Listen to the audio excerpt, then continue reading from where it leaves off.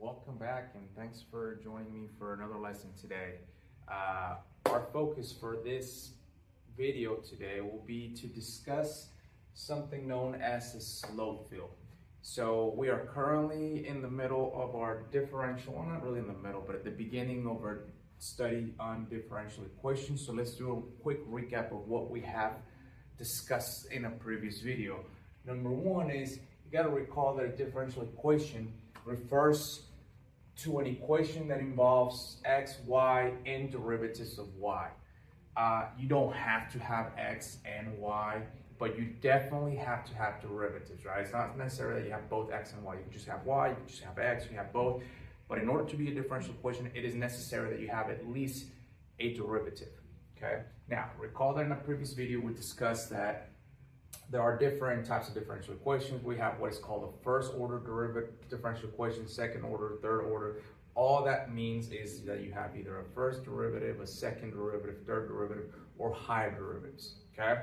Now, we had also discussed that what it meant to have a solution for a differential equation was to basically undo the derivatives to obtain a function in terms of y. Doesn't necessarily have to be a function, right? Because not everything has to pass a horizontal line test for you to have a derivative. So really what it means, to simplify it, it's kind of hard to put into words. Your job is to use anti-differentiation to obtain back an original curve, okay? So, which brings my attention to the following. Here's an example of a differential equation just to kind of refresh your memory. We have some x's, we have some y's. We have a derivative here, and here is a solution, okay? Now, this video is not about showing you how I obtain the solution. I will have a video on that in just a moment. But right now, I'm just kind of refreshing you, right? Last video, I showed you how to verify. So the way that we verified, we would take the derivative of this, which is simply 3c x squared. You would substitute it in here.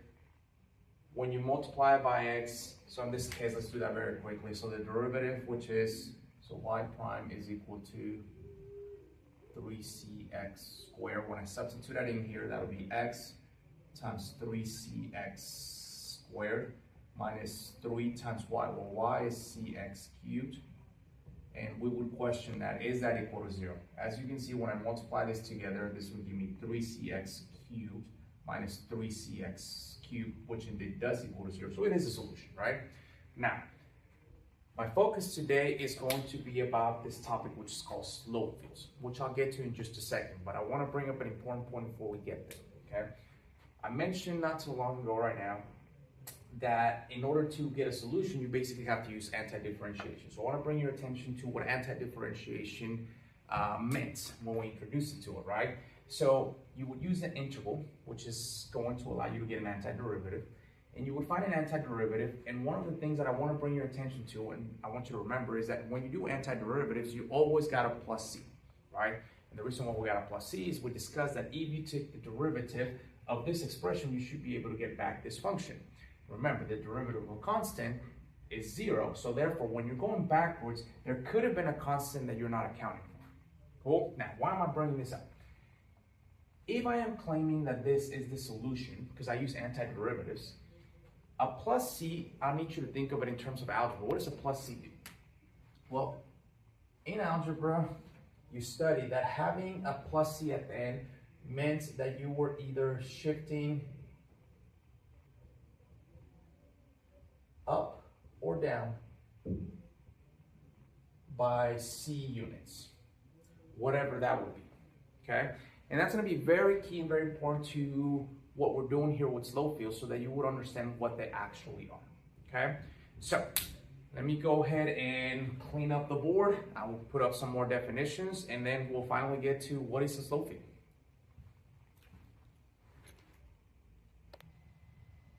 All right, let's continue. So what are slope fields?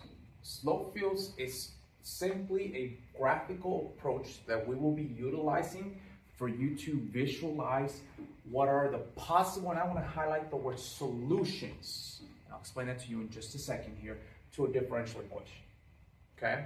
So in order for you to truly understand that, you need to remember something very, very foundational of derivatives, which is the fact that a derivative is simply what we use to find the slope of any curve. Okay? So in other words, I say this a lot in my class. I'm like, okay, don't forget the word derivative is just a fancy word for slope, right? So when you find a derivative, that gives you the general equation or the general function, if you want to call it that can help you find out the slope at any point you want. And all you would have to do is you would put in a number inside that derivative. That derivative would produce another number, and that number would represent the slope. Okay? So let me show you what they look. Sorry, I'm gonna get real close to the camera and shift you over to this screen, because this would be a lot easier if I just showed you with some software. Okay? So right now you are looking at an example of what a slope field is. So let me bring you attention to what's going on here. So here I have a differential equation. How do I know it's a differential equation? It has a derivative, it has some x's, it has some y's. Cool. Now, for the first time, well, not necessarily for the first time, but this, or maybe this might be the first time you're seeing derivatives that involve both x and y. This is perfectly fine. So on this side, you are seeing all of these little lines come up on the screen, and it's kind of like, okay, what do all these mean? Okay, so let me kind of show you what that means and what it has happened.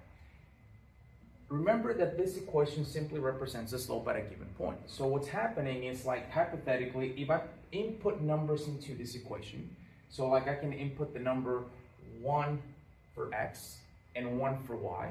So okay, I'm gonna make a little table real quick. I'll have x, y. So if I input the points x and y, I'm gonna add a third column, which I'm gonna call the slope column. So I'm gonna use the letter M for slope. What that means is that at the point 1, 1, if I substitute it into my equation, I get a 2. What does that mean? That means that I have a slope of 2 at that location. So what that means, just so you can kind of see, it might be a little bit hard for you to see on the screen there. Let's see, 1, this is 1 right here on the x-axis, and 1 is about here on the y-axis. So when I go up to it, that'll be about right here. Now, what you would do, or what the software is doing right now, it's drawing a little line, not too big, just a little line, to represent a hypothetical line with a slope of 2. And what it's doing, if I really back out of this frame, is it's doing that for a lot of points. Right now, what do I have? I have a 5 by 5 window. So we got 5 by 5 here, 5 by 5 here, 5. So it is doing it for a very, very, very large number of coordinate points. It's plugging them into the derivative, it's producing a slope, and then it's graphing it for you. So what is the purpose of this? Again, let me back out of the frame. The purpose of this is that if you stand back and you look at it, you can kind of see what's going on. You can see as many solutions as you could possibly get out of this. Now, recall earlier in the video, I had mentioned that when you use anti-differentiation, which is how we can obtain solutions, you always get a plus C. And in algebra, we had mentioned that a plus C is simply when you take a graph and you either shift it up or down. So let me go back into this program and show you something really cool. So let's say hypothetically, I do want to know what a solution is, right? So how can this be helpful? Let me go ahead and throw this out there. Right now, the program just randomly chose a point. The point that it chose, it's hard to see for you guys, but I'll tell you it's like 2.4, 2.2. So what it does is that given that point, if you follow the slopes, which is kind of what the program is doing, then the solution would look like this blue line, which kind of makes sense. But that would be a very specific solution. That will be called the particular solution because it goes through that point, the point 2.4 and 2. You guys with me? But if I change that point, so let me show you what that does. What it does is it allows you to visualize maybe what it will look like at a different location. So what I want to bring your attention to is, for example, look, if I move it, all that's happening to this curve is that it's moving upward, which is what we had discussed that a plus C does in algebra. If you have a plus C all the way at the end of a function, it simply moves it up or down. So all a slope field is, it's a way for you to potentially visualize what a possible solution could be. Now, let me get rid of the blue. If you just draw the slope field, it will draw every possible solution that exists. right? If you want something more specific, what you would do, again, if you're not using software, it's like you would pick a point. So like hypothetically, I'm gonna choose that point, and then you let the slopes guide you. So this slope is guiding me this way, it's kind of guiding me this way, so I'll go that way, and it's going this way, this way, this way, going this way. Something like that. Let's see how accurate I was. Let's look at the software. Obviously, software's gonna be way better than I would do, but let's go and pick the point that I chose. So I chose a point around here, and I mean, I didn't do a great job, but I didn't do a terrible job. And that's the thing about slope fields. You're not gonna be able to be exact. Slope fields are going to be used to just give you an idea, help you visualize what the solution is, okay? Now, some of us may be like, well, how could this be helpful? Why would I want that? Why would I not want the exact thing? And I agree with you. Why would I not want the exact thing? We will discuss how to get the exact thing, but sometimes, we'll discuss in a later video, it is going to be impossible for you to get the exact thing. It is going to be impossible to get the exact thing in this class. So you might need to take like an actual differential equations course to get more tools to try to get solutions. But even with that class, there are some differential equations that are just simply impossible to solve by hand. Okay? So it is a powerful tool.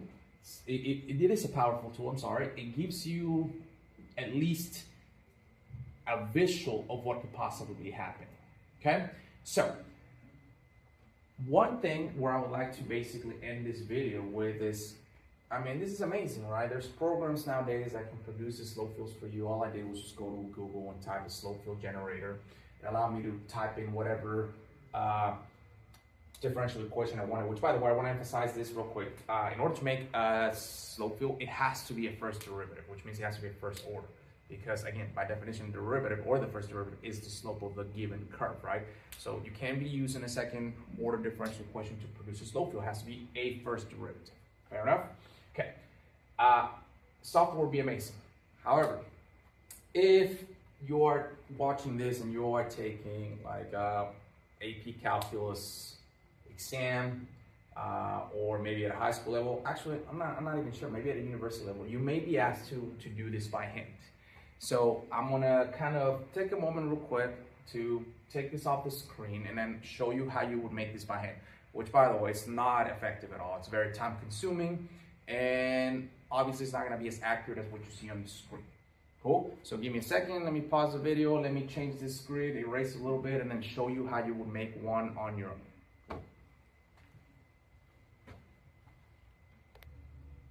All right, I'm back. So before I get on that screen, let me show you what's going on. So I got a differential equation there on the top corner, top left corner, which is the same that I have with the slope generator, I'm sorry. Y prime is equal to x plus y. What I want you to look is I try to find a grid that basically would mimic what you would typically encounter, which is, in this case, I'm not gonna do every single point, guys, it would take us forever, but I got this grid, I found this grid is what, 6 by 6. And I want you to notice all those red dots. All those red dots are just basically there to help you plot slopes. So let me show you again kind of how this works. So I personally like to create a table. So I'm going to go with x, y, y prime. Okay. So what you do is basically you got to pick as many points, which in this case, if we wanted to do all of it, we will pick all the points here, right? So I got the point like 0, 0, 0, 1, 0, 2, 0, 3, 0, 4, 0, 5. And so on, right? I can go all the way to 0, 6, so I can focus on this quadrant. Now, all I would do is I would take these points and put them in here. So since x is always 0, it's basically just going to be the y coordinate every time. So it'd be 0, 1, 2, 3, 4, 5, 6. So what does this mean? This is supposed to represent a slope. So what you're going to do is you're going to go to the point 0, 0, and you're going to draw a slope of 0. So what that would mean is I'm going to draw a little line that looks like that. That would be a slope of 0. 0, 1, you're going to draw a slope that is 1. And do your best, guys. I'm not a machine, so I'm not going to get this perfectly, okay? So a line with a slope of 1 maybe would look something like that. Oh, slope of 2 means a little bit steeper than that. Okay, a little bit steeper than that, maybe that. Slope of 3, steeper. Slope of 4, steeper. Slope of 5, steeper. Slope of 6, steeper. It's an estimate, guys, okay? It doesn't have to be perfect. Now, without making the table, I can predict that if I keep going downward, it's basically once again just going to be the y coordinate. So this is 0, -1. then it's gonna have a slope of -1, and then -2, and then -2. All right, guys, I apologize. We had a drill here on our buildings and we're out for a little bit. So just a couple more minutes and we'll be done, making sure that you understand. So I've got this whole x-axis going on. Look for patterns, make your life easy, right? So for example, the fact that I'm adding x and y, same thing. Like if I make y equals 0, so all of the x-axis, if I make y equals 0, then the slope is just gonna be whatever the x is, right? So the x value here is 1, so I'm like, okay, there's 1 right here. And then 2 a little bit steeper, and then 3 a little bit steeper, and then 4 steeper, and then 5 steeper, and then 6 steeper.